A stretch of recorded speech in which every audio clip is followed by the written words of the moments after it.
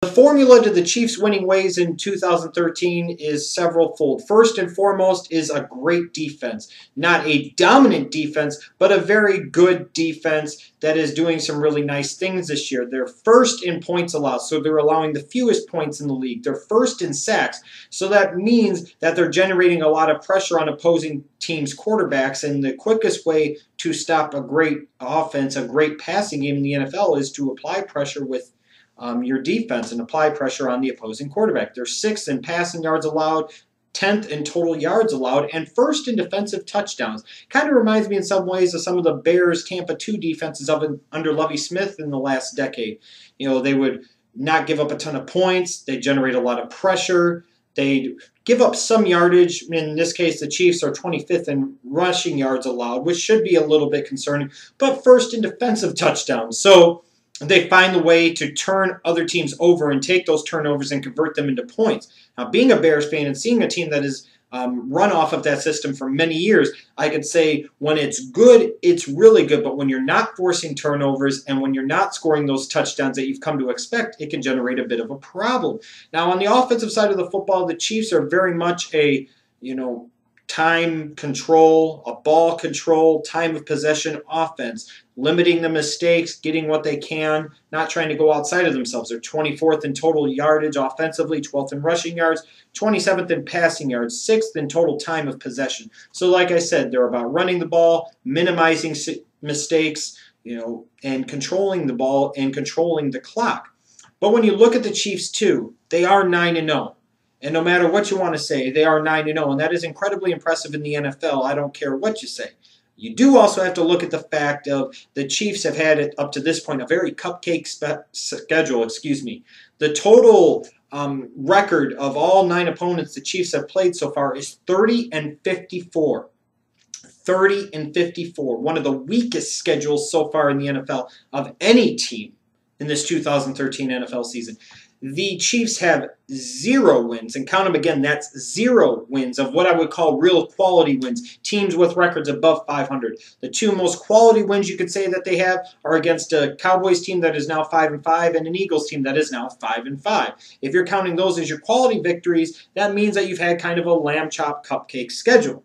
And I continue to come back to Alex Smith. Through 9 games, he has a quarterback rating of 81.4. That's not really that good. In a league where you could maybe argue that 85 is average, 90 and above is good or where you want to be, he's at 81.4. And it's not like he's necessarily taking a ton of chances. His completion percentage is less than 60%. And you could sit there and say, okay, well, he doesn't have the greatest talent around him in terms of receivers or dropping passes. The bottom line is 59% completion percentage is a 59% completion percentage. So he's not excelling in that area. He's at the bottom of the pack. He has a 9-4 touchdown to interception ratio. That means in 9 games, he has averaged 1 touchdown pass per game. That means in the 16-game season, if he continued on this same pace, he would have a total of 16 touchdown passes, which is very indicative of an offense that lacks explosiveness, which you could clearly argue the Kansas City Chiefs offense does. They're only averaging 213 yards a game, Alex Smith is as a quarterback. He's only throwing for an average of 213 yards a game, and he has perhaps the lowest average yards per attempt in all of the NFL when you look at starters who have started the majority of their team's games this year at 6.1 yards per attempt. And a lot of people are going to sit there and say, well, defense and ball control offense are ultimately win championships. That's great if we're talking about our father's generation and our grandfather's generation, but that just really doesn't bear true anymore. That doesn't mean that you can't play any defense and win a championship. That doesn't mean that you can't run the ball at all and not win a championship or win a championship. You still have to be able to play some defense. You still have to be able to run the ball some. But the bottom line is the NFL has changed a lot. This isn't the old school anymore. You have to have a quarterback that in those big moments, in those big situations, can make those big-time plays and at times put a team on his back. You cannot mask and you cannot hide your starting quarterback if you want to win big-time games in the NFL. Shit, this goes back to the 90s. You had teams like the San Diego Chargers with Stan Humphries at quarterback. He was nothing more than a game manager. What happened when they got to the Super Bowl? They made it to the Super Bowl, and they faced a team with a real legit quarterback like Steve Young, and they got their shit pushed in. The Chargers made it there primarily off of defense and running the football and limiting mistakes on offense. and they got steamrolled. The next year, the Steelers, they go with the same formula. Defense, running the football, ball control offense, not making a whole lot of mistakes. And you get to the Super Bowl, and Neil O'Donnell pisses it down his leg. I'm a Bears fan. Look at the Bears defense of 2006. You had that great defense and great special teams and a great running game. And they still got beaten in the Super Bowl by the Colts. Why? Because Rex Grossman pissed the game down his damn leg.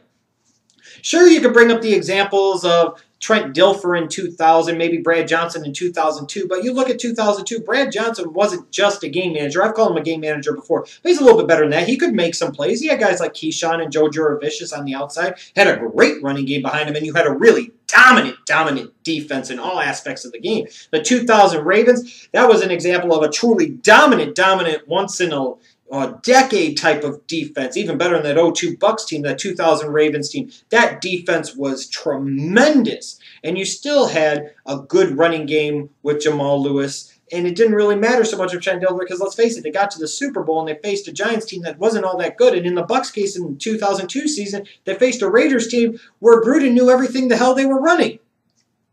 So in general, you still have to have a quarterback that can make some big-time plays in some big-time spots. You might say, well, what about the 2005 Pittsburgh Steelers? Okay, well, Big Ben could still make some big-time plays in some big-time spots, not to mention the fact you could argue the refs kind of handed that one to him. But you look throughout the years, Eli Manning is not an all-time great quarterback, but Christ almighty, when he needed to make some big-time plays in the big-time spots, unlike his brother Peyton, he could do that, and he's won 2 Super Bowls. Aaron Rodgers could make big-time plays when his team needed them. You know, guys like even last year, you could shit all you want on Kaepernick and Joe Flacco and how they played this year, but last year in the playoffs, those guys were making big-time plays. Look at how that Super Bowl went down. The defenses for the Ravens and the 49ers were not exactly dominating things. That's for damn sure. You cannot, and I emphasize again, and I'll need to repeat this again, you cannot in today's NFL really have full aspirations of winning a world championship if you have to find ways to mask your quarterback, hide your quarterback, and hide his deficiencies, and you really only have a one-dimensional offense. That's just not going to get it done. And this comes back to the whole thing again of the Chiefs not learning from their past and being doomed to repeat themselves and repeat their history and repeat the past. Doesn't this remind you of some Marty Ball teams of the 90s? Teams that played great defense that could run the ball but were too conservative on offense, tried to mask their quarterback at times, and as a result, lost? Think about how many times the Chiefs made it to the playoffs over the years and then they had early exits. When was the last time the Chiefs made the Super Bowl? The 1969 season? So history's on my side. And history clearly indicates that the Kansas City Chiefs cannot win a Super Bowl in the way they are currently configured. Are they a good team? Yes. Are they a great team? No. Very good or great teams win Super Bowls. Good teams just make the playoffs and then make disappointing early playoff exits. And that's a fact. And that's exactly what's going to happen to the Kansas City Chiefs. If they do, let's say, make it to the playoffs, they may win one playoff game and then they'll be done. Or let's say they face some great matchups for them and they're able to mask Alex Smith for a couple of games and they do make it to the Super Bowl. I guarantee you once they make it to the Super Bowl, if they even got that far, their asses would get demolished, just like the 06 Bears did, just like the 94 Chargers did, just like the 95 Steelers did. Why? Because you cannot, and I emphasize again, cannot, by and large, in today's NFL especially, win a world championship, win a Super Bowl, having to mask your quarterback. And that's just it. And that's the whole thing. Alex Smith might be okay for him in the regular season because he doesn't make a lot of mistakes and he manages the game well. That's all fine and good.